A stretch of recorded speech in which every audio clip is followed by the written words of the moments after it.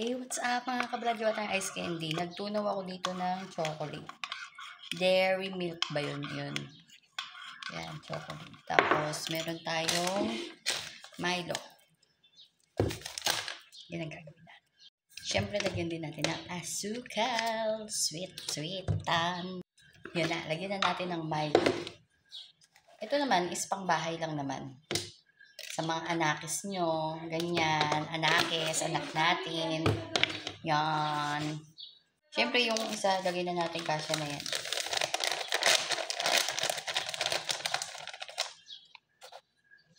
At siyempre, para matunaw siya, is lagyan natin ng mainit na tubig. Hindi masyadong mainit. Kasi lalagyan natin siya ng gatas. Lagyan natin siya ng gatas na ano, hindi yung, pwede din powder, pero ang ilalagay ko dito is yung gatas na basta yun. Yan. Lagyan natin siya ng nido. Tapos ang ating chocolate, mimix ko na siya dyan. Ito lang iniintay ni Rowena eh. Lagyan ulit natin siya ng hot water. Kasi meron pa siya. Sayang. Huwag tayo masyadong aksaya. Mahirap ang buhay ngayon. Tawa sa Ruben. Mahirap ang buhay ngayon. Huwag tayo masyadong aksaya sa ating mga pagkain. Yan. At halu-haluin lang natin. Perfect combination. Perfect. Patikim natin kay Rowe. Damihan daw konti. Konti mo. Tikman mo lang. Ang dami ko. Ano yung tamis? Okay. Okay. Tapos daw, lagyan ko daw ng mani yung ice candy. Konti namang binigay mo sa akin. Konti naman daw binigay ko sa... Hamo, pagkatapos ko mag-anik-anik. Alika. Ayan na, tigasin mo na lang siya. Yan na, patigasin na lang daw. Gawa tayo. Candy. Ay, sayang. Kaya akong tapunan. Ay, map. Ay, hindi naman yun dyan. Ganito kalaki. Lagyan namin para sulit.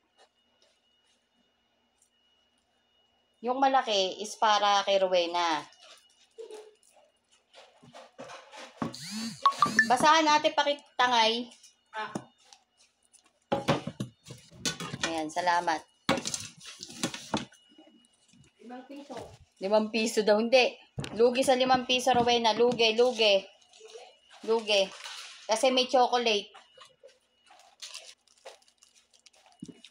Lugi sa 5 piso. Tapos Milo pa yan, hindi yung kokwa. Mahal ang Milo. Dito mura. Sa atin mahal. Parang yung isang pack na lang eh. Oo, ayan, gawa tayo. Sabi ni Ate Rowena, madamot daw ako. Hindi niya sinabi, gusto pala niyang inumin. Sana hindi na lang ako gumamang ice candy. Sana hindi na lang ako gumamang ice candy, no? Ayan siya, oh. Ayan, oh. Ayan, oh. Malili. Eh, sa atin. Sa atin lahat yan. Akin. Ay, tingnan mo, pinili na niya yung pinakamalaki. Sabi ko, tikman mo lang kung okay yung tamis. Abay, pinatikim ko, gusto pala isang baso, hindi sinabi. Magtikim ko. O, kita mo, magtikim mo.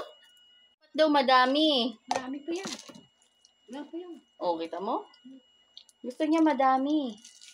Hindi niya sinabi. Sana ginawa ko na lang siyang chocolate. Matigas na yun. Oh, masaya. Hugasan mo na yung 3. Para Ay. matigas na mamaya, oh. Bakit itong kainin natin maliliit? Oo. Yung malaki, saka na yan. Lalagay muna natin yan sa rep. Oo, sa freezer pala. Sorry. Mistaken. Masaya siya. May ice candy. Oh, tapos na daw siya maghugas. Pang dessert lang mamaya eh. Lagay ko sa freezer. Lagay sa freezer. Gusto yata eh, kainin na lahat. Kumot nikita lang yung nilagyan ko ng chocolate. Gusto pala kainin na lahat.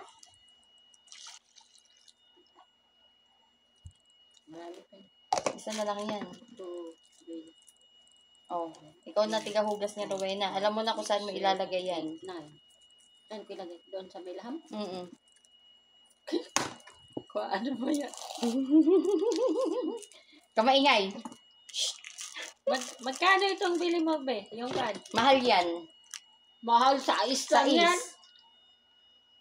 Mahal pa din. Magkano lang 50? Mura pa rin yung plastic na ice candy sa Pinas. Oo, mura doon. Diba? Natapos ko din ang aming ice candy. Hindi na siya Ano ito, pantay-pantay. 100 pesos? 200 yan. Natapos din namin ni Ate Rowena ang aming ice candy. Ice candy, bili na kayo. Magkano? 5 ay magkano malaki? Ito, 7. Ay, 10 na lang. 10. Bye!